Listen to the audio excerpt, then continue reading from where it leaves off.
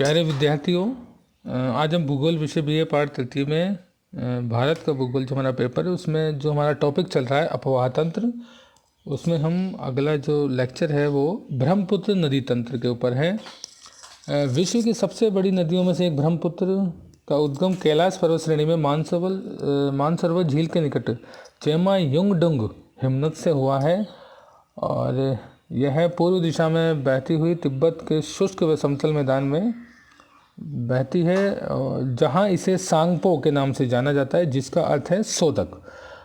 तिब्बत के रांगो सांगपो इसके दाहिने तट पर एक प्रमुख सहायक नदी है। मध्य हिमालय में नमचा बरवा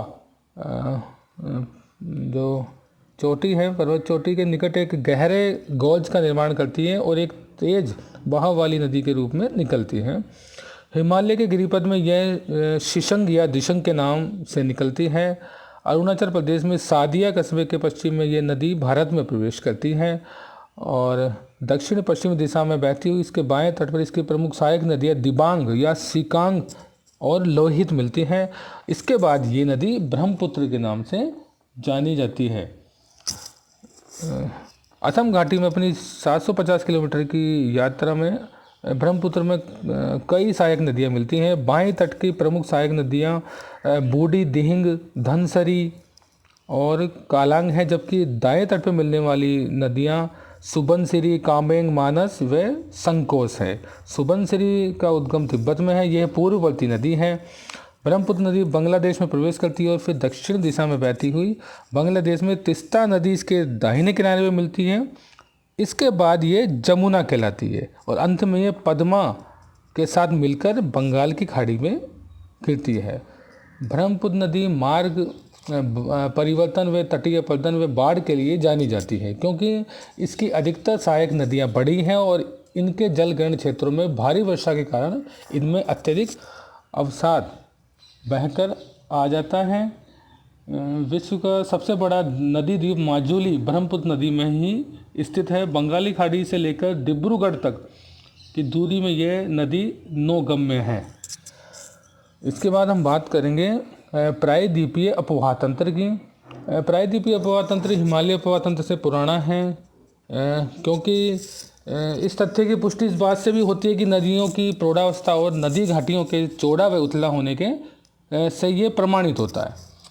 पश्चिम घाट के समीप स्थित पश्चिमी घाट बंगाल की खाड़ी में गिरने वाली प्रायद्वीपीय नदियों और अरब सागर में गिरने वाली छोटी नदियों के बीच जल विभाजक का कार्य करता है। नर्मदा और तापी को छोड़कर अधिकतर प्रायद्वीपीय नदियाँ पश्चिम से पूर्व की ओर बहती हैं। प्रायद्वीप के उत्तरी भाग में निकलने वाली चंबल, सिंध, बेतवा, कैन व सोन नदियाँ गंगा नदी तंत्र का ही अंग है। प्रायद्वीप के अन्य प्रमुख नदी तंत्र में महानदी, गोदावरी, कृष्णा और कावेरी है। प्रायद्वीपीय नदियों की यह प्रमुख विशेषता है कि यह एक सुनिश्चित मार्ग पर चलती है। नदी विसर्प नहीं बनाती और ये 12मासी नहीं है। यद्यपि भ्रंश घाटियों में बहने वाली नर्मदा और तापी नदी इसका अपवाद है। अब प्रायद्वीपीय अफवाह तंत्र के हम उद्गम की बात करें, इसके विकास की बात करें तो 3 प्रमुख भूगर्भीय घटनाओं को हम लेते हैं। सबसे पहले आरंभिक टसरी समय के दौरान प्रायद्वीप के पश्चिमी जो ढाल का अवतलन या धसाव, जिससे यह समुद्र तल से नीचे चला गया। इससे मूल जल संभर के दोनों ओर नदी की जो सामान्य जो स्थिति थी वो गड़बड़ा गई। दूसरा, हिमालय में होने वाले उत्थान के कारण प्रायद्वीपीय खंड के उत्तरी भाग का अवतलन हुआ। परिणाम स्वरूप भ्रंश द्रोणियों का निर्माण हुआ। इसका उदाहरण हम देख सकते हैं, नर्मदा और तापी इन्हीं भ्रंश घाटियों में होकर बहती है और अपरदत्त पदार्थ से मूल दरारों को भर रही है। इसलिए इन नदियों में जलोढ़ व डेल्टा निक्षेप की कमी पाई जाती है।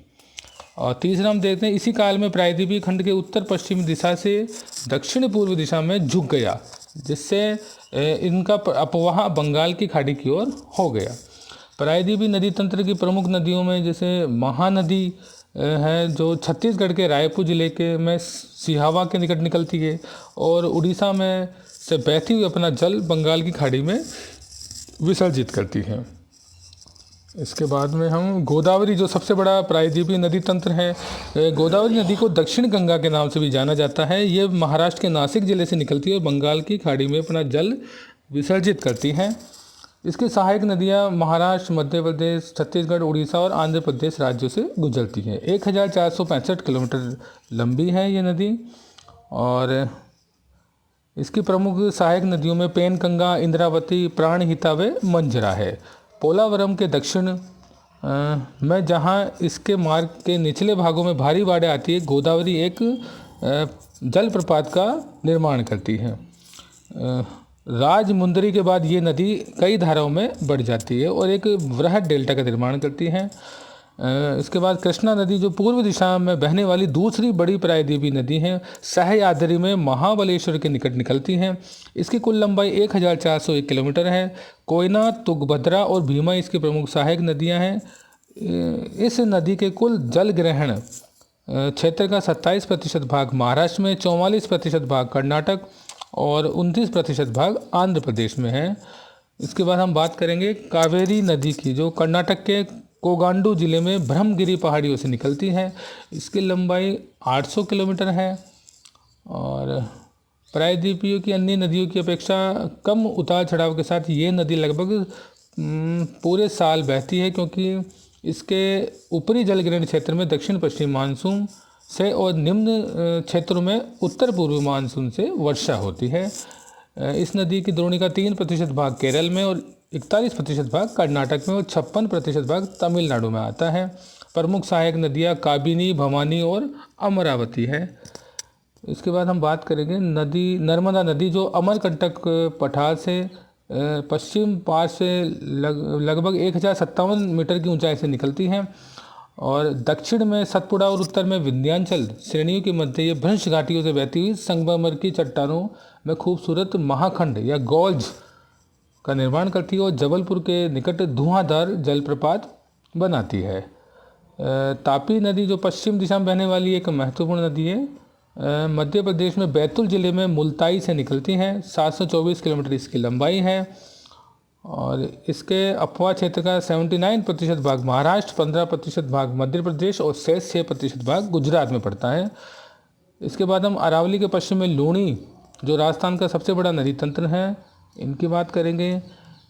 ये पुष्कर के समीप दो धाराओं सरस्वती और सागरमती के रूप में उत्पन्न होती है, जो गोविंदगढ़ के निकट आपस में मिल जाती है। यहाँ से ये नदी अरावली पहाड़ी से निकलती है और लूनी कहलाती है। आज हम इतना ही पढ़ेंगे और अगले लेक्चर में और टॉपिक का अध्ययन करेंगे। धन्यवाद।